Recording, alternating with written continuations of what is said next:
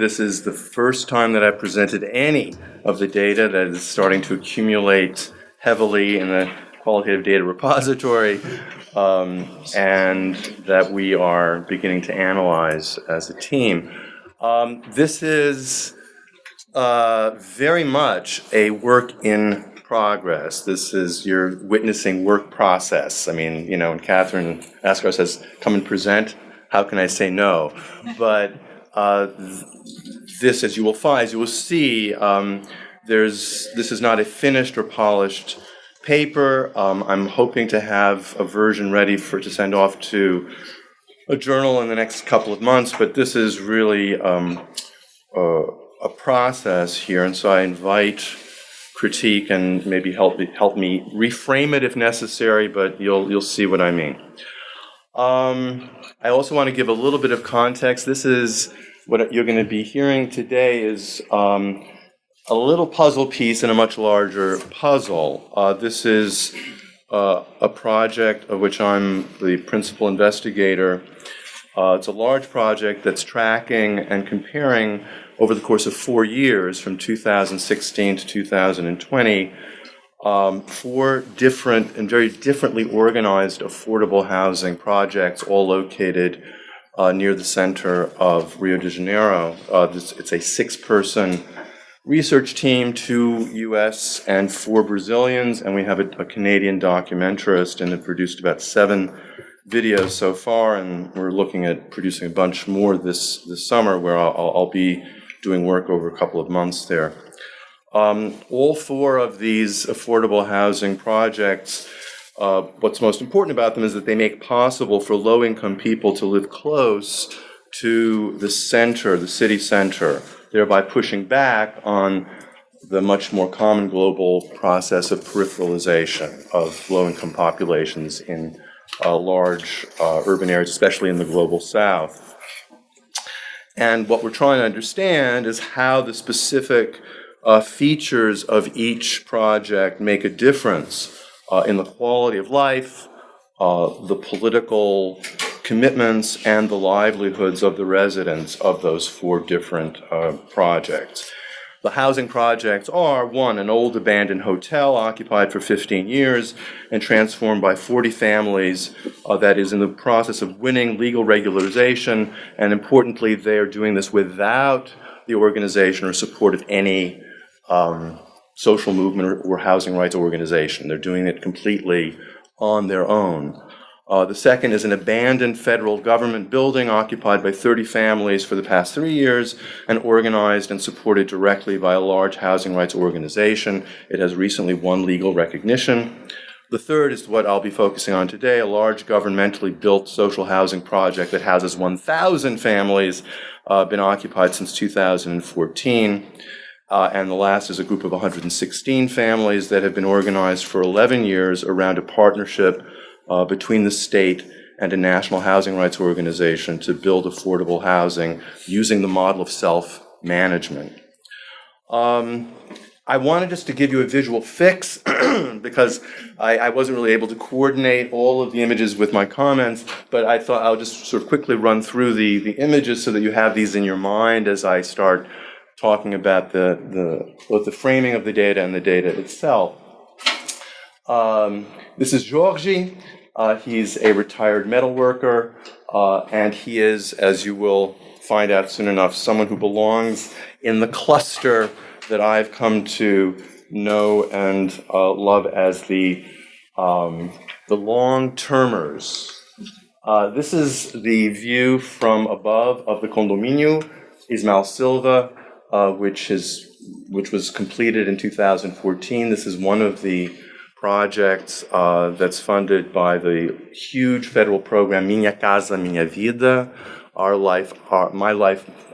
House My Life.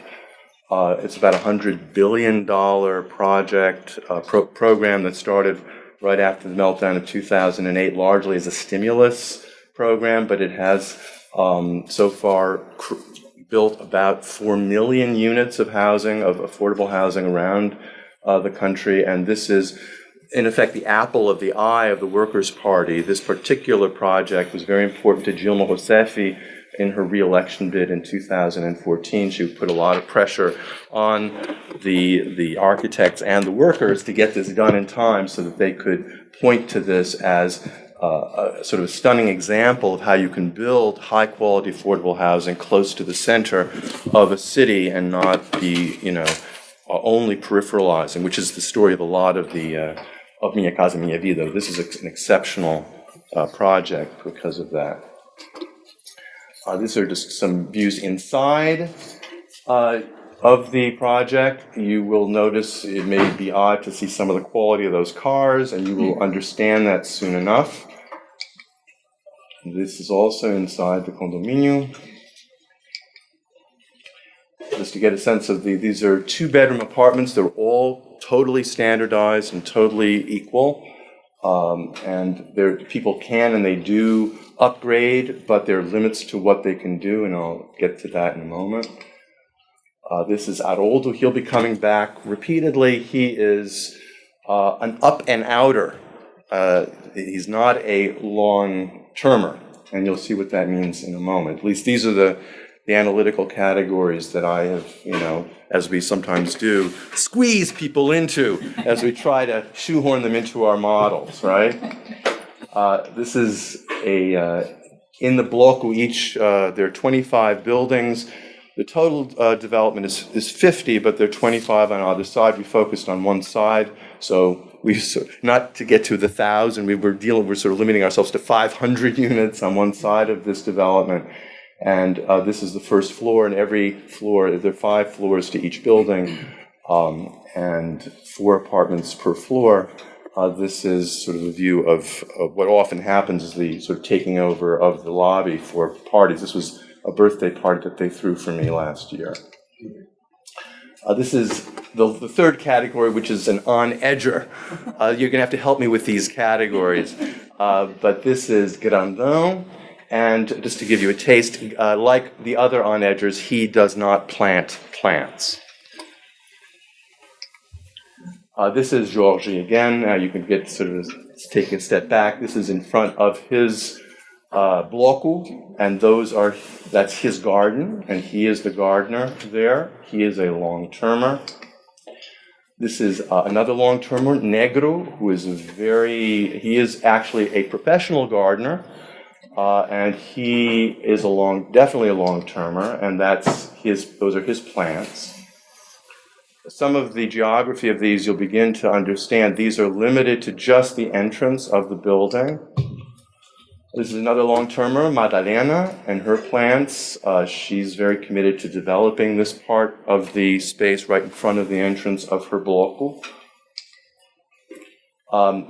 You'll understand what I mean by this. This is an anti-bagunça. It's a very important dimension of all of this that is fighting back against bagunça, which is disorder. And potted plants are a key mode of that struggle, and to occupy space in order to make sure that people don't sit on the stoop and drink beer.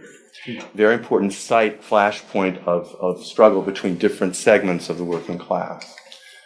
And this is also a sign of what anti-bagunça looks like, and plants are a very important tool and ally in that struggle. Haroldo is an up and outer. He is a head doorman in the Zona Norte, in the northern zone of Rio.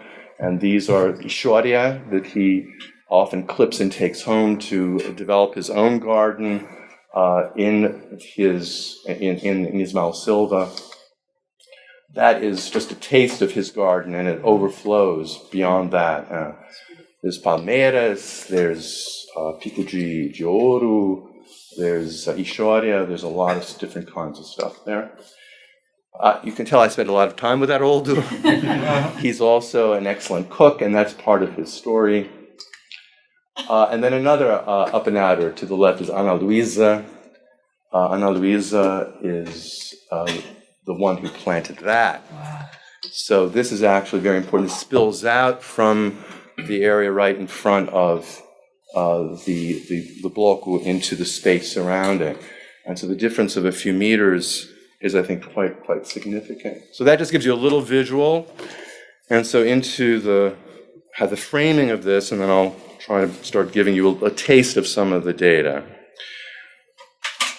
So the urban social process, often referred to as gentrification, through which more affluent classes come to physically displace less affluent ones, has lots of different forms and faces around the world. One of these, growing in the global south for the past 30 years or so, involves the appropriation by middle-income groups through informal markets. Sometimes informal is a euphemism for often illegal, illicit markets. So it's the appropriation by middle-income groups through informal markets of state-subsidized housing intended for the poor.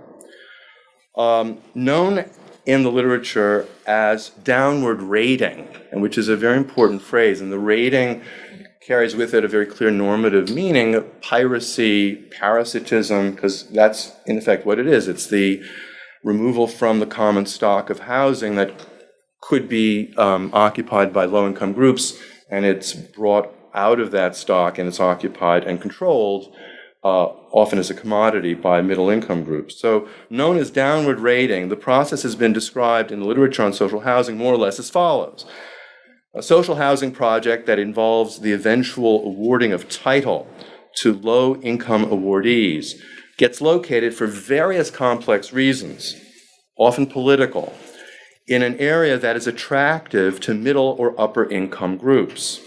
Some, often many, low-income residents have difficulty keeping up with the costs of even subsidized mortgage payments, condominium fees, and actually condominium fees are a crucial part of the plasticity of the costs, and very responsive to the composition, the social composition of who's in the housing project. So even subsidized mortgages, condominium fees, utilities, especially water, and taxes. Those are all costs that people have to keep up with. Along comes a middle-income buyer who makes an offer for the subsidized unit at below market rates. The low-income resident takes the offer, considering it in the short run to be a windfall, and returns to the unsubsidized rental and property market. The middle-income buyer either rents out the property or moves in. Thus, a unit of subsidized housing has become a commodity controlled by a class for which it was not politically intended, though that's debatable in many cases. And most importantly, it has been removed from the stock available as an asset for the working class. The growing pressures of middle-income residents, in turn, places increased pressure on things like the condominium fees, and thus unleashes a process that makes it harder for the working class residents who remain. So that's the basic narrative, analytical narrative of downward rating, right? And it manifests itself around the world in lots of different ways, but that's the basic structure. Now, I note that this account of downward rating, accurate as far as it goes, portrays the low-income population as basically the more or less passive recipient of the initiative and pressure coming from the middle class. We need, I believe, a more close-up picture that allows us to address questions such as why, when faced with the pressures of downward rating, do some social housing residents accept offers to sell on unfavorable terms while others do not? Why are some interested in selling at all while others are not?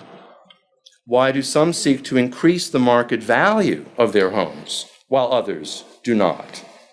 Why and how do some withstand these pressures and continue to regard themselves as prepared to stay in these projects even for the rest of their lives? And they say that. What role does state subsidy play in strengthening working class capacity to push back against the pressures of the market?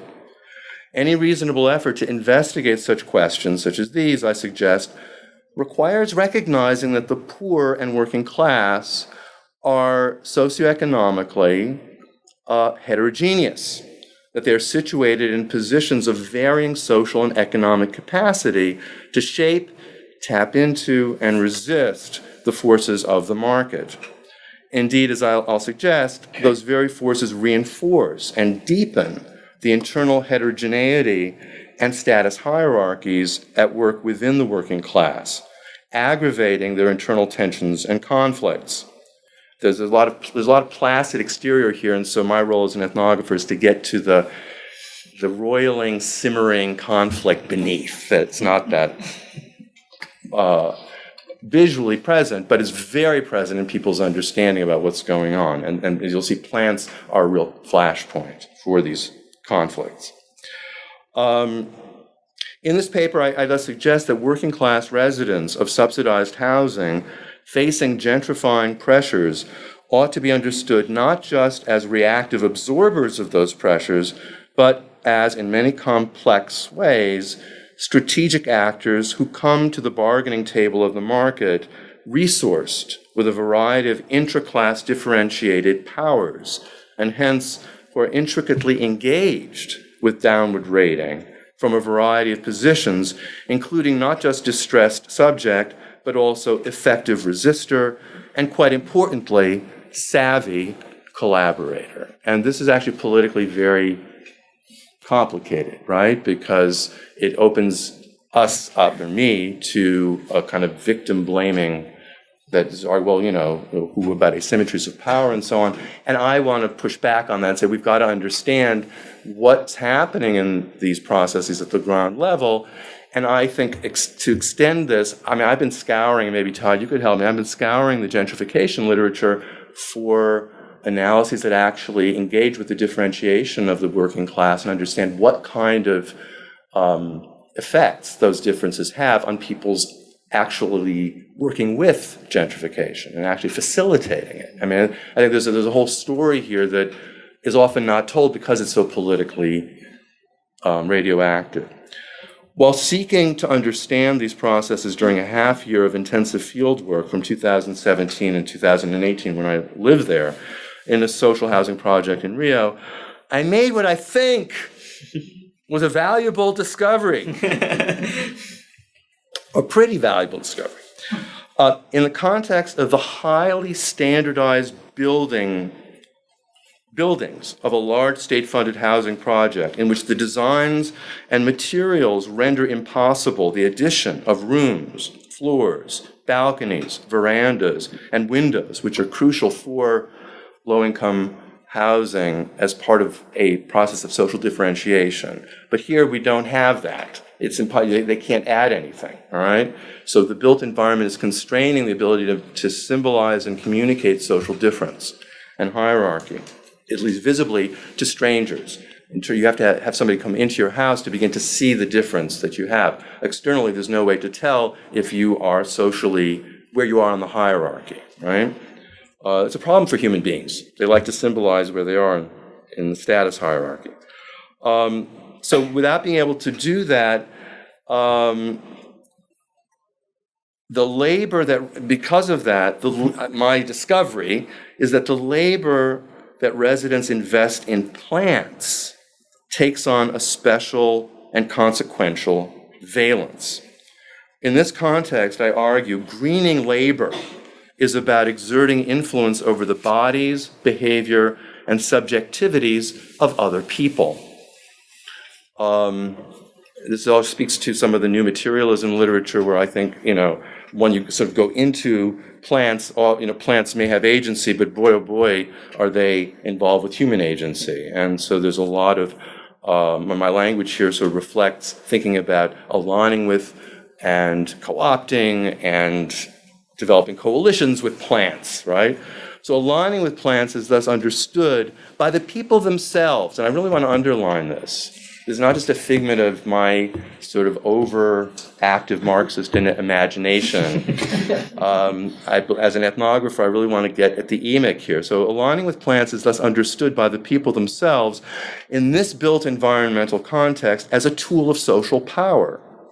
And in the context of pressures unleashed by downward rating, recruiting plants as allies is a key tactic in advancing intra-class differentiated projects And as you'll see, I do tap into Gramsci here because I do think that the language of war of maneuver and war of position is absolutely helpful here. It really helps organize the data because people are involved in wars of maneuver and position with plans. And the war of maneuver is occupying and controlling territory, and the war of position is trying to actually get at people's subjectivity and change the way that they think. And plans are all about this. Put differently, I found that low-income residents in this social housing project are struggling, sometimes quite successfully, to resist and control the pressures of the market by altering and sculpting the green environments of their buildings. And they are using plans to communicate deep messages about where they position themselves in the shifting social hierarchy that is at least partly shaped by those pressures. So that's sort of how I'm framing this, right? So first of all, intra-class differentiation in Ismael Silva. Completed in 2014 as the apple of the eye, or is it in the eye? I don't know, of the Worker Party's National Social Housing Program known as Minha Casa Minha Vida, My House, My Life, a nearly $100 billion program to build public housing across the country since 2009, a program that Bolsonaro himself has seen the value of and has not cut yet. We'll see if he does, but it's too good as a source of patronage. The Ismael Silva project was supposed to provide about 1,000 subsidized apartments to households within, in theory, the 1 to 2 minimum salary range, the lowest range eligible for public housing. The total number of available apartments, each with living room, kitchen, bathroom, and 2 bedrooms, was nearly 1,000. The basic idea of Minha Casa Minha Vida, the program, is that low-income households are able to become eventual owners of apartments after 10 years of occupancy and payment of a highly subsidized mortgage, usually on the order of about $25 to $50 per month, depending upon income level. Plus, and this is the big plus condo fees, condominium fees, utilities, and residential taxes. All told, residents of Ismael Silva shell out on average about $100 per month for housing. The rental market, by comparison, can require a monthly outlay of anywhere between 3 to 4 times that much. So the minimum salary in Brazil is currently about $250 a month, and you can see from these numbers that receiving a unit of housing here can be a pretty significant benefit if one is coming to it from the rental market. And that's the big if. The problem is that about 40 to 50% of the original beneficiaries in Ismael Silva did not come from the rental market. They received their apartments either as compensation for having lost a home in one of the several favelas. Does everybody know what a favela is? Shantytown, right? That suffered major damage during spring floods starting in 2010. Or for having been displaced by one or another of the devastating infrastructure projects, in preparation for either the World Cup or the Olympics, or for living in areas of risk. So there are a lot of people who did not come from a rental market. Many of these families lived in self-built homes that carried no rent. And many who had lived in favelas before being placed in Ismael Silva paid few or no utilities, which is a crucial part of what living informally means. And many who had lived in favelas before being in Ismael Silva, in contrast, among the 200 or so households that received their apartments through an open lottery system, many experienced the transition as a dramatic exit from rent. But even these households faced the growing cost of condominium fees, utilities, and taxes. Ismael Silva is now undergoing a rather dramatic process of downward rating. A large number of the original awardees and it all has to do with the location. It's all has to do with location. A large number of the original awardees from infrastructural dislocation and flood-affected favelas were separated because of this transition to Ismael Silva, separated from their social networks and burdened by the condominium's monetary obligations, And because of those pressures, many of them sold their apartments illegally to buyers at way below market prices, using the proceeds to find housing elsewhere. Those who purchased the apartments were middle-income buyers of several kinds, so to the extent that we've been able to discover this ethnographically. Some did not move to Ismael Silva, but simply turned their apartments into a source of rent. But many did move there. And this is a very rare phenomenon in Brazil. That is, what we have is in these blocos, you have 5 floors, and you have floors where you have middle-class people and working-class people living right next to each other in the same non-stigmatized environment. And that's very rare. In fact, it's very rare. And so part of what we're looking at is the relationship between middle-class people and what actually emerges in such a context. But I'm not talking about that today. So these include, that is, this middle-class group of buyers, include middle-class people who have fallen on hard times, who wanted a place to help them get back on their feet. Young middle-class families with small children, eager to purchase a first home and pleased to live so close to the city center, and they would not be able to afford the equivalent anywhere else, that close to the center of the city. Comfortably middle-class taxi drivers who are a member of the middle class in Rio, who see the location as strategically beneficial, a lot of those cars, and government bureaucrats attracted by the location. This growing middle-income contingent sent a positive market message to the other middle-class buyers. By 2017, 3 years after the inauguration of the complex, advertisements to rent or buy apartments in the complex were all over various real estate sites targeting middle-class clientele. Given the illegality of these contratos de gaveta, that is, these drawer contracts that the middle class has come to possess, because nobody has title. They don't have title yet. They won't have title. No one will have title for at least another 5 years. Because of the illegality of these contracts, it was impossible to know for sure by 2017 the precise percentage of residents in Ismael Silva who were middle income. But a fair guesstimate would place their percentage roughly, we think, at about 30% of the residents of these buildings. In the context of this growing contingent of middle-class purchasers, the superintendent of the complex has increased, and he's totally in the pay of the cartel. You can't go anywhere in central Rio without it being, in one way or the other, governed by one of the cartels. That's how all the parking is controlled. I mean, space is very much a part of how, especially with the loss of the cocaine market in the center of the city, the way that they make money. And they make money by charging rent on things, spaces. So the superintendent of the complex has increased condominium fees and has begun threatening to evict people who fall into arrears. So far, there have been no coerced evictions, though the threat is constant and creates part of the political environment in which people make decisions. These pressures have triggered a new round of adaptive responses, from rental to sale, and a few sputtering cases of collective recourse to the courts. As low-income people leave under unfavorable terms, the middle to working class balance in the complex may, and no one has a crystal ball, may at some point soon approach rough parity, 50-50. So you can see this is a complicated situation. In 2017, 2018, my focus was on the working class residents of the housing complex.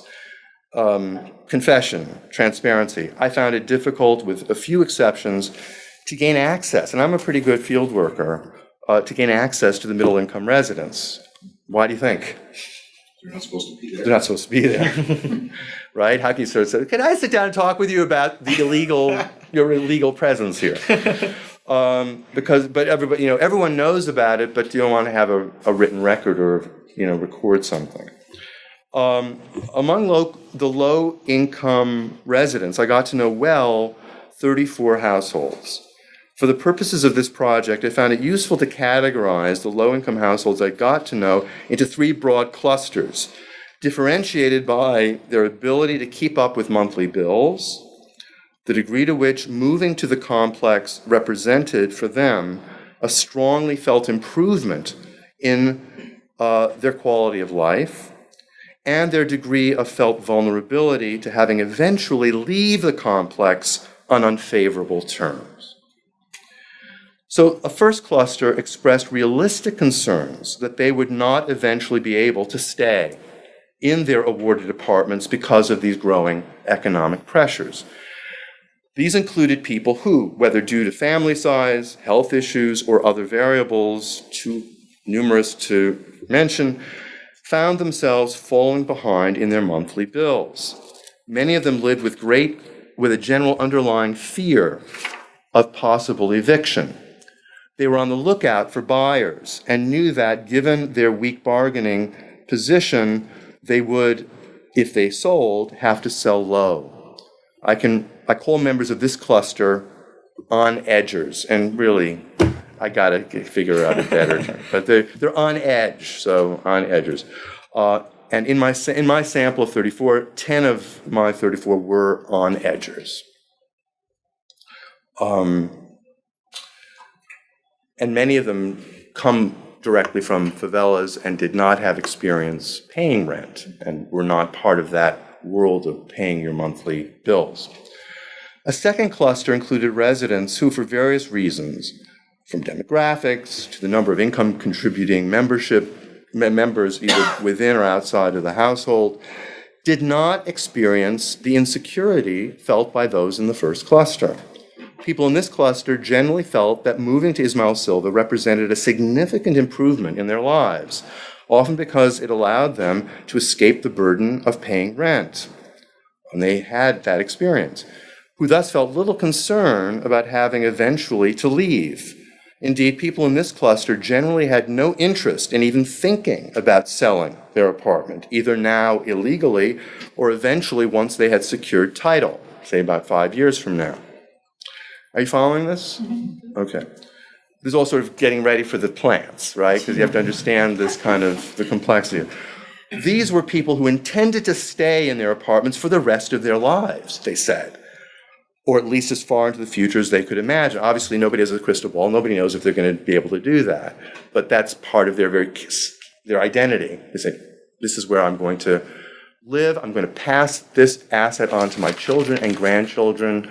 And the fruit trees that I'm planting today will produce fruit for my children and grandchildren. So there's a very long-term view. The on-edgers, as you'll see, don't plant anything.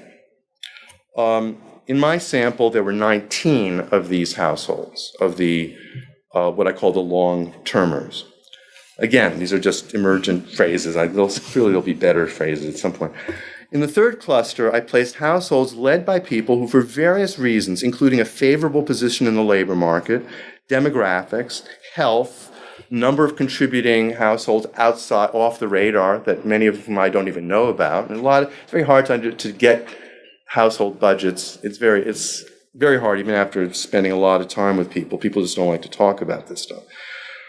We were able that these households were able to nurture what they felt were realistic aspirations for limited upward social mobility.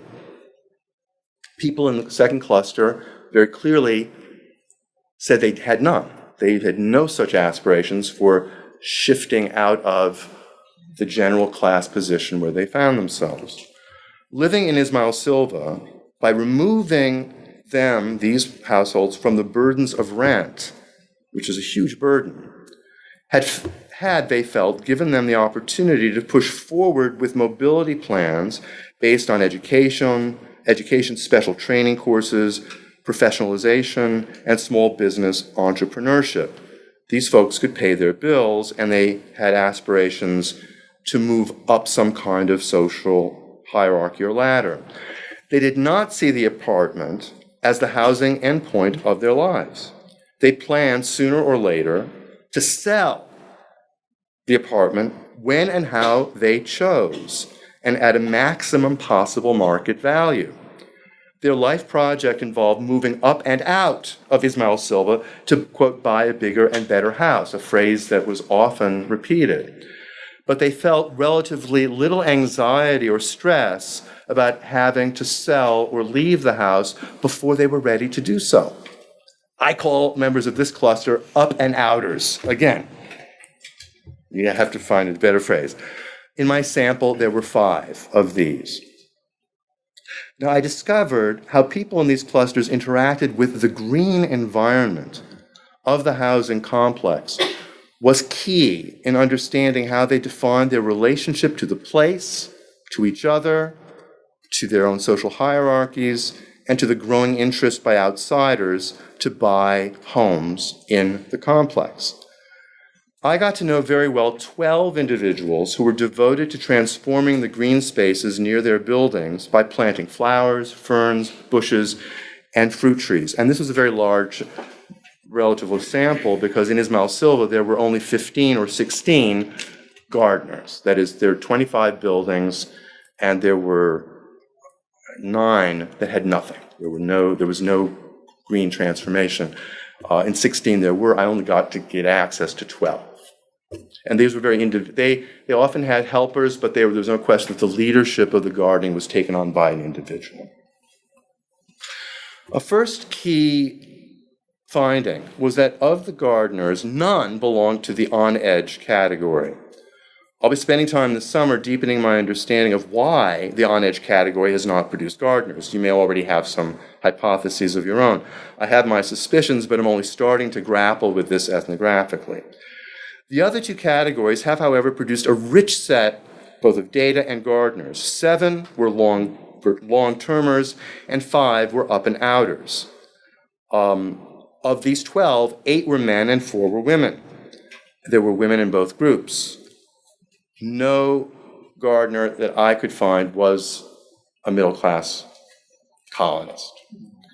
And there was a lot of discussion about that, and there was a pretty obvious reason for that. Why would you want to draw attention to yourself, right? That is, there's not and this is actually really interesting because the first time you go into Ismael Silva, knowing that there might be some gentrification going on, the natural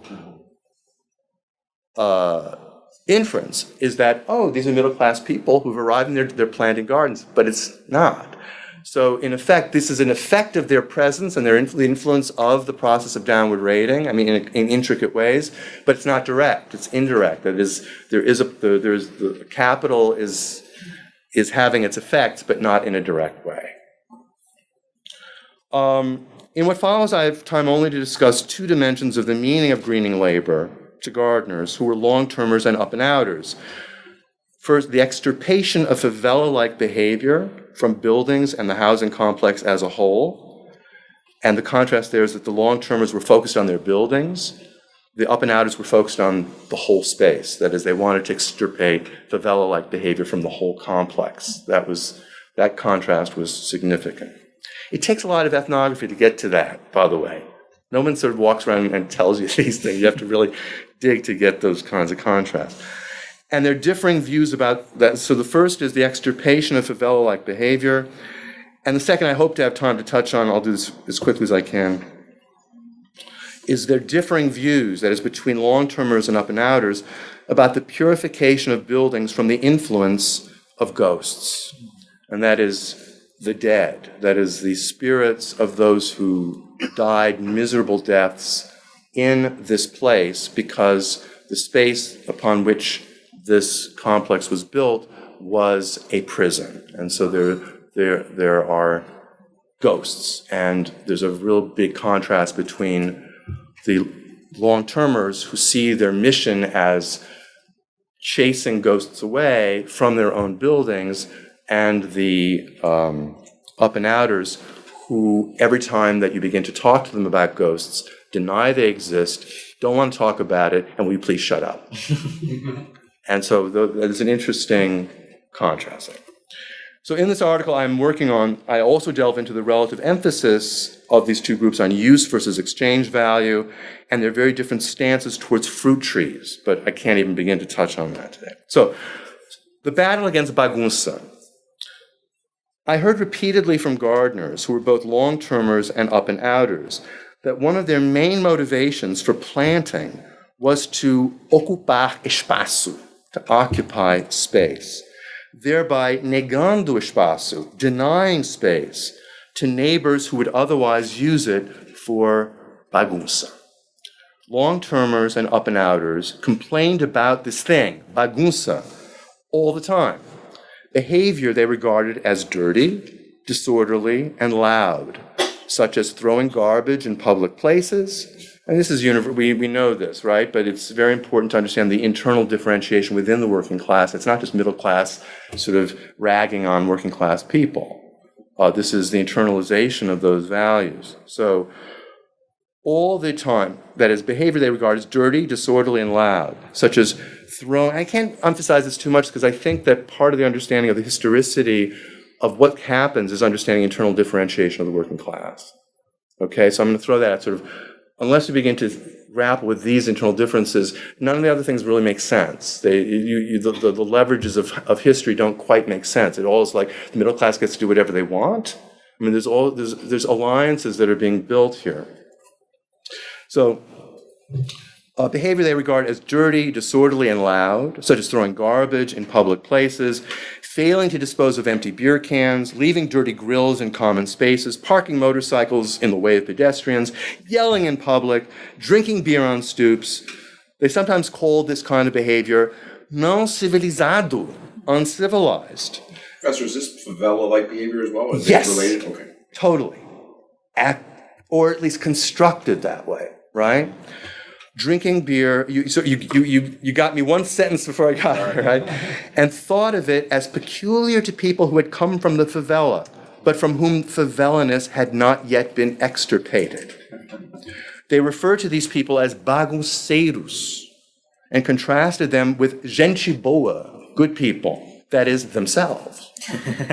As Simonides, a long-termer, put it, the people who conduct themselves that way, who are bagunceiros, have not been able to adapt to this new reality. These are the ones who complain all the time that they can't meet their bills. You know why? Why do you think? Buying beer. They're drinking all the time, right? They spend all their money on beer, and they sit on the stoops. They get, I just put that in because he didn't say that, but that's what we'll come to that. And they get every time they get an extra real, they spend it on something irrelevant instead of doing something useful with it to give value to the place or for their children's education. So they get nowhere. They can't pay their bills, and the rest of us have to pay for them.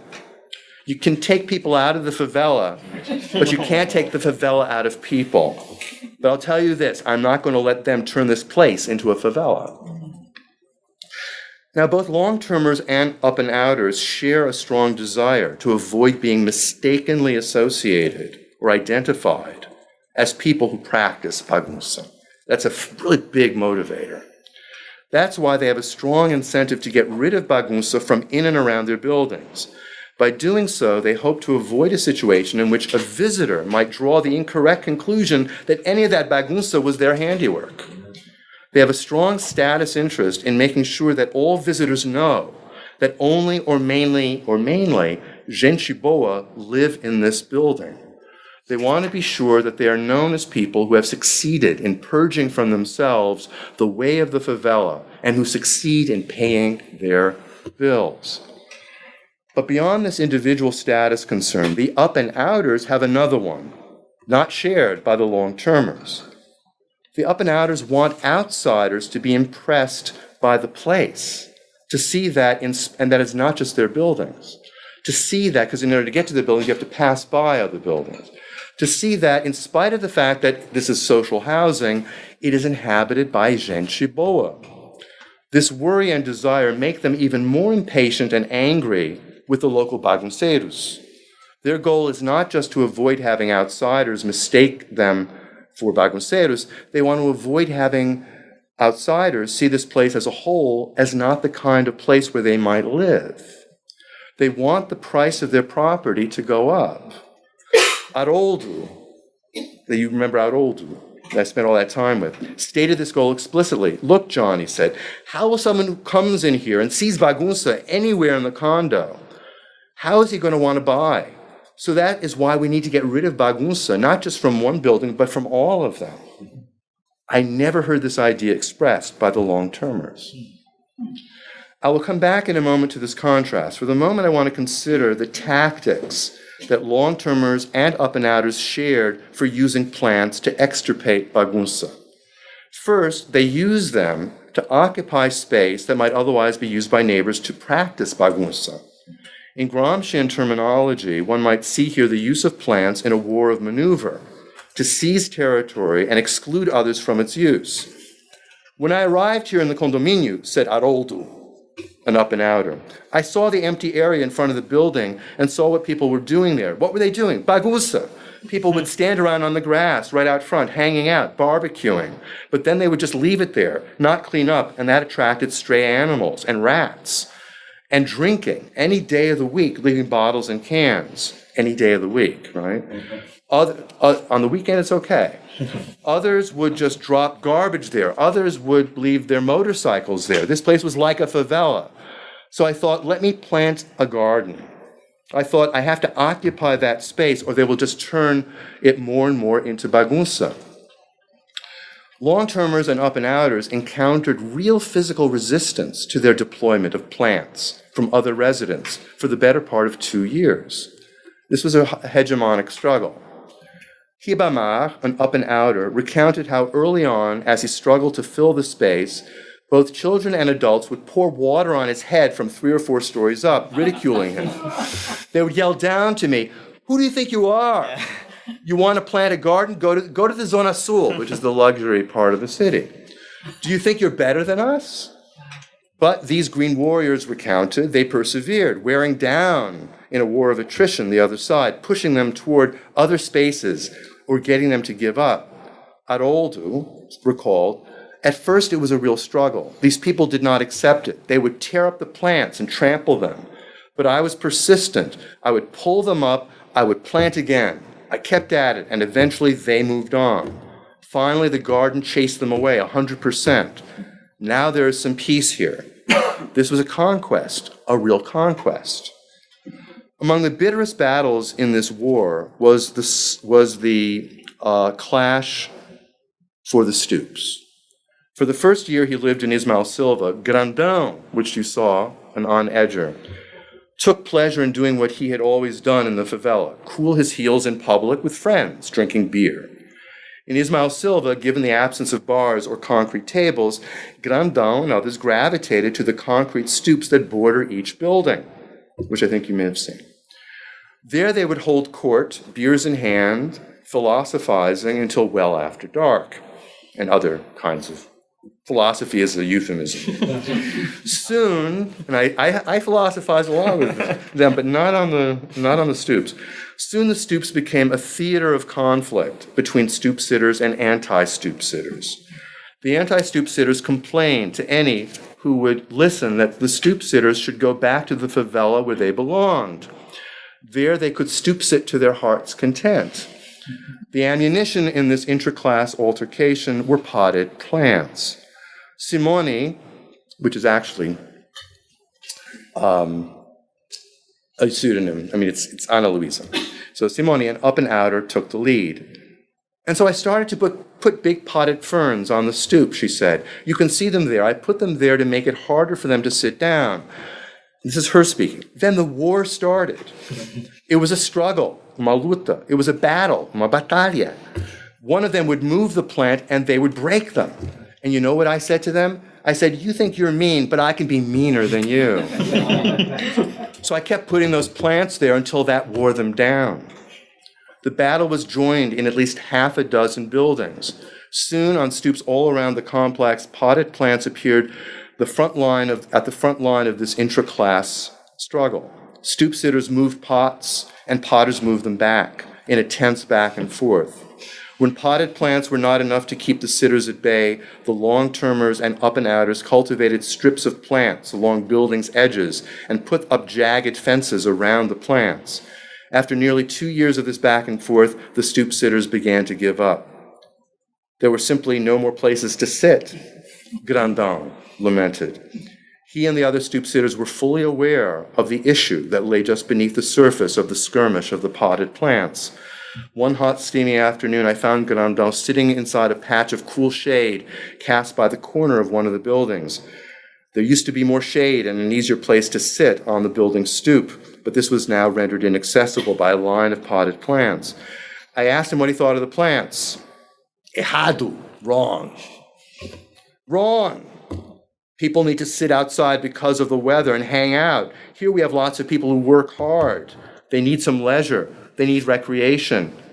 There's nothing else to do here. So what are we supposed to do? It's not fair to keep people from sitting comfortably and talking to each other. Well, I asked, don't these people have a right to some privacy? He shot back. But we also have rights. Whose right is stronger? And who is going to win? And then he added, they want to run us out of here. Now consider the gardener's other principal mode of action, what Gramsci would have called a war of position. I'll just read this and then I'll stop, okay? Because I won't get to the ghosts. What Gramsci would call a war of position. In this mode of action, long-termers and up-and-outers sought to use plants to transform the very subjectivities of their neighbors in what some of them explicitly called esforço de civilizar, an effort to civilize. They imagined their plants as having the power to instill in at least some bagunceiros the civilizing values of respect, calm, stewardship, self-discipline. Listen to Madalena as she articulates her goals in planting. For her, the public display of plants has a didactic, moralizing purpose. Madalena is so good about keeping things pretty, she imagined a neighbor saying. And so she thinks, hey, I'm going to do this on my floor too. It starts with cleaning up, and after cleaning, they start planning other things, and so the building gets organized. Other gardeners recounted stories of neighbors and children who, seeing the garden and the gardener in it, had their hearts and minds altered. Listen again to Haroldo. Now that they see that we have a garden, they don't want to do that anymore. If someone sees that there's, by the way, and there's a whole thing about the ideological power of flowers to forge consent because of their symbolism of various things. I mean, it's not self-evident that flowers or ferns would have that power, but it's interesting that they do have that power. If someone sees that there is some trash here, then a neighbor will go now and pick it up. And now if someone sees someone disrespect a plant or break it or pull it up or trample it, they'll go over and say, no, you shouldn't do that. Or they'll tell me. Now if someone puts trash wherever, someone will say, even someone who has not been involved in planting, they'll say, hey, what are you doing? That is so pretty, but you are bagunçando. Come on, be better educated. So the garden educates people. There is, as I've mentioned, also a big contrast between the long-termers and the up-and-outers. They imagine their struggle as unfolding on two very different sized terrains. The former use plants primarily to fight bagunça on the terrain of their own building. The up-and-outers think of their plants mainly as part of an effort to root out bagunça not just from their own building, but from the housing complex as a whole.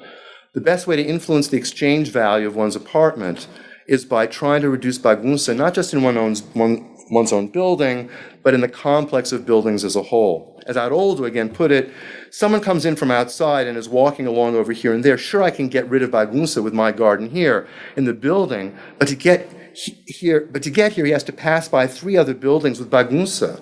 So that's why it's good that we see gardens in front of a lot of buildings.